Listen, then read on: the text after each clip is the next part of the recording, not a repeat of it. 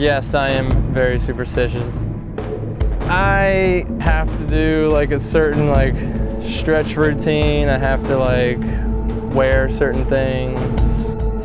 And I think, and what the problem is, if we're having a good year, more and more things are added to like what I gotta do before the event starts, you know, from like what I did the last event or whatever. It starts to get to be a pretty long list of things I gotta eat and how much, and trying to like, you know, get in the car at this time and do the burnout for this long, and just worrying way too much about little stuff.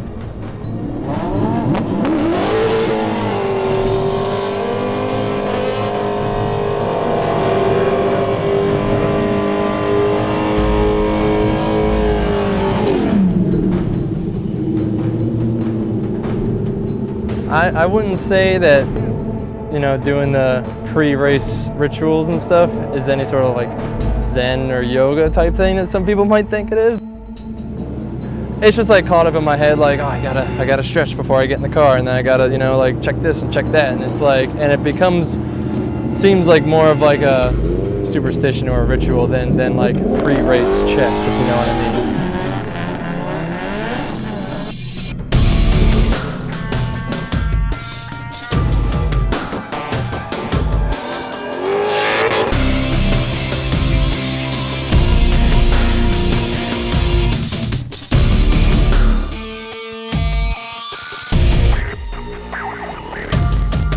A lot of people like see our team as like a grassroots type team. I mean, although we do have, you know, like big sponsors and, you know, like a big rig and everything, but it's still just, I guess you could say, the road that we took, or the path that led us to where we are here is just, you know, I'm just a kid from the streets that, you know, love drifting, love sliding cars around, you know, dragging my own car around, trying to make all the events, and just, you know, slowly getting, you know, helped along the way.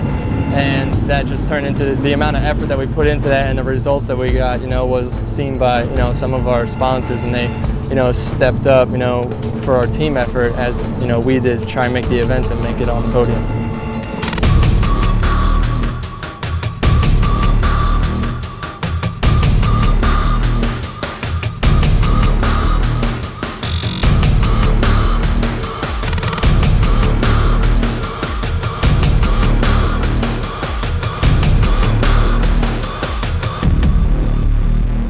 At the end of the 2005 season, Nissan approached us and told us that they wanted us to get back into a 350Z. And, you know, we were obviously into the idea. You know, I started off Formula D and a Z, and we wanted to get back into it as well. So once we kind of decided to go that route, we wanted to make it, you know, something that was going to get good power but be reliable, because V8 is awesome. That car runs so much better than our turbo 4-cylinder 350Z, and just like slowly but surely upgrading it throughout the years.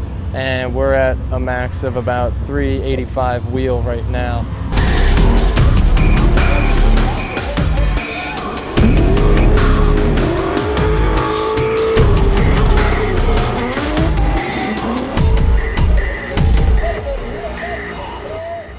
We've basically kind of learned to drive that car with the power that it makes, which is almost half of what some of the other, you know, V8 light chassis cars are.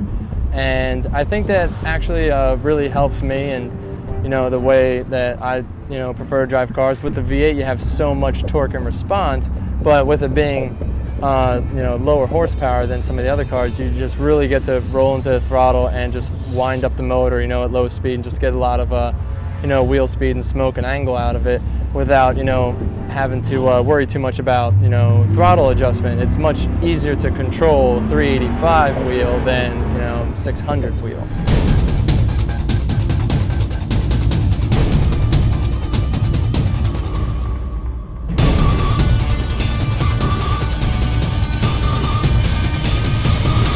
I think my favorite part about drifting is just the sheer feeling of, you know, like driving the car sideways. I mean, that's what's always drawn me to it, and why I got into it is, you know, just rolling into the throttle, you know, going through a corner and letting the back end come out. And that's just slowly progressed into, like, you know, just running around with your friends and trying to like kind of outdo each other. And I think, like, as of right now, like, my favorite thing to do with drifting is just like a practice day and just hang out with your friends, and just, you know, running through courses together and not having to worry about competition. You know, when you're going back to just you know, the excitement of drifting and not worrying about how you're placing. It's just doing it because you love it.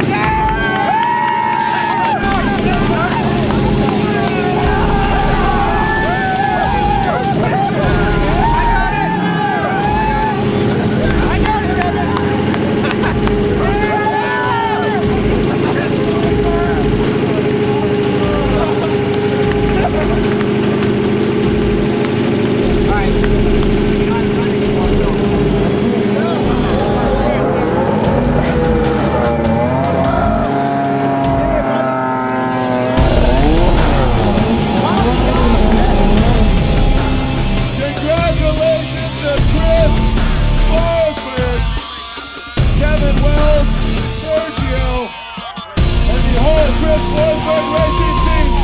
This is your 2009 Formula